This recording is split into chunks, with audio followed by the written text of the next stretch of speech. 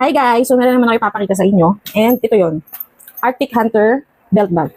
So dati, na-promote ko na ito dito sa TikTok shop ko. So maganda to. Sobrang ganda ng Arctic Hunter brand. And ang quality niya is pwede sa ulan. Halimbawa maulanan siya, waterproof. Huwag lang to syempre kasi may foam to. So ngayon, may papakita ko sa inyo. Sayang kasi wala pa yung asawa ko. Yung belt bag niya is Arctic Hunter din. So ngayon, may papakita ko sa inyo. Ano ba tawag ito? Sling bag, body bag. So bagong bili ko siya dahil ipang-gift ko siya. So ipapakita ko lang sa inyo, hindi ko natatanggalin pa yung... Alam nyo ba, isang bagay na maganda sa Arctic Hunter is ito. Yung, ano ba tawag dito? Strap. Ang kapal, ang ganda. Perfect. So ito na nga, bumili ako ng body bag or sling bag for men. Actually, pwede dito pang babae. Ano din siya guys, waterproof. Tapos yung quality nung, yung balat ba ng bag, sobrang ganda, sobrang perfect. Pwede siyang mabasa. I mean, hindi naman super basa or ano lang siya. Hindi mo inaasahan, umulan, nabasa ka. I think, perfect na perfect to.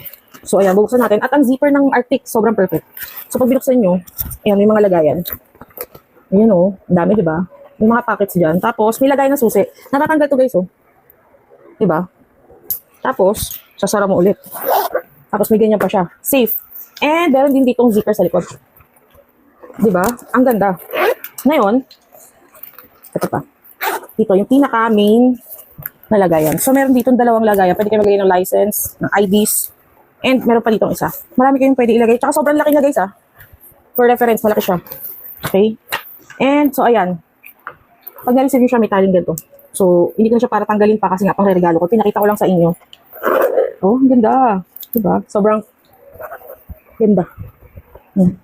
So, ano pang hinihintay nyo? Ibili nyo na yung mga asawa nyo. Cheers. Thank you for watching.